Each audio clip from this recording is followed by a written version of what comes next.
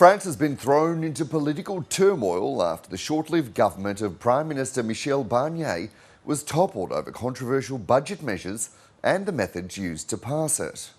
Due to the adoption of the motion of censure and in compliance with Article 50 of the Constitution, the Prime Minister has to tender to the President the resignation of the government. There was a nod from the newly ousted Prime Minister as he learned his fate. In the end, 331 lawmakers backed the motion, with left-wing and far-right parties uniting to see it through. It's the first time a French government has been forced out by a no-confidence vote in more than 60 years. Before the vote, Mr Barnier made an impassioned plea to stay in the job, warning the economic crisis wouldn't disappear with his removal. What I'm sure of, ladies and gentlemen, what I'm saying with all seriousness in front of you, is that this motion of no confidence will make everything more serious and more difficult. He's only been in office since September and becomes the shortest-serving Prime Minister in France's modern republic. Opposition parties brought on the no-confidence motion after he used special powers to force through his unpopular social security budget without a parliamentary vote.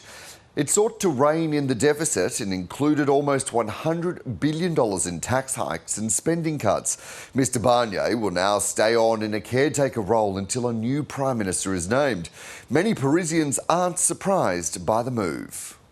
Personally, it doesn't worry me too much, because I tell myself, without taking a position, you reap what you sow. Because Emmanuel Macron appointed a Prime Minister who was not chosen by the French people. It's totally irresponsible. I think they're playing the chaos strategy, but everyone's going to pay, actually. President Emmanuel Macron appointed Mr Barnier to lead the government after no party won a majority in snap elections.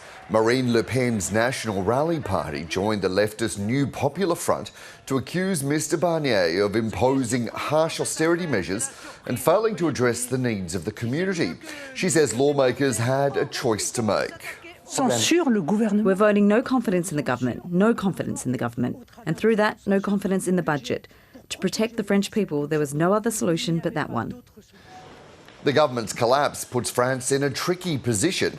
Mr Macron cannot legally dissolve the National Assembly until June because the last elections were only held in July.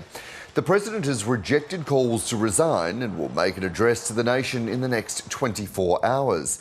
The toppling of the government now leaves the European Union's second biggest economy facing political uncertainty, without the ability to legislate and to deal with its growing budget deficit.